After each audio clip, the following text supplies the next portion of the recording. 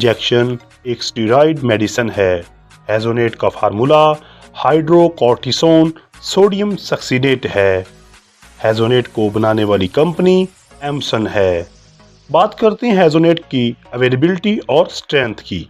तो हेजोनेट injection 100 mg, 250 mg और 500 mg की सूरत में दस्तयाब होता है।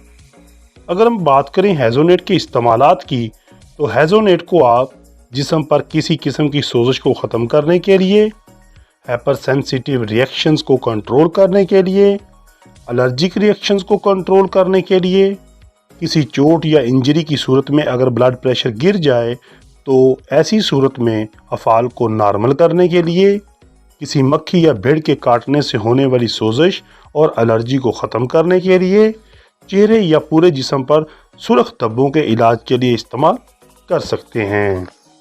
अगर सांस में दुश्वारी हो तो हेजोनेट को इस्तेमाल किया जा सकता है।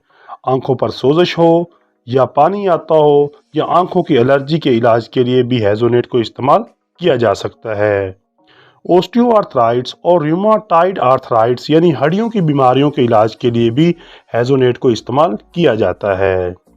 दमा और छाती के मुख्तलिफ अमराज के इलाज के लिए भी हेजोनेट इंजेक्शन को इस्तेमाल किया जाता है।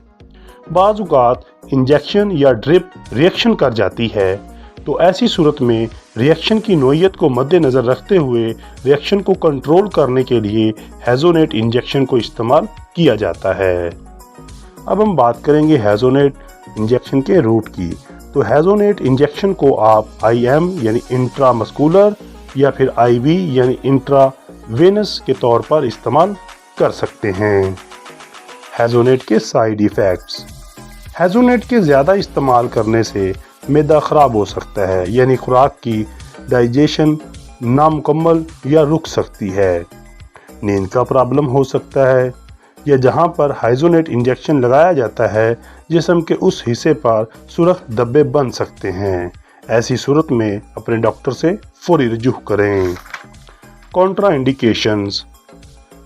हामला औरतें या दूध पिलाती माएँ, हाइपर सेंसिटिविटी और 12 साल से कम उम्र के अफराद हेजोनेट इंजेक्शन को इस्तेमाल ना करें, वगरना मुज़र असरात हो सकते हैं।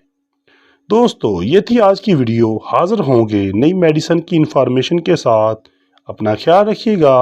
अल्लाह हाफिज़।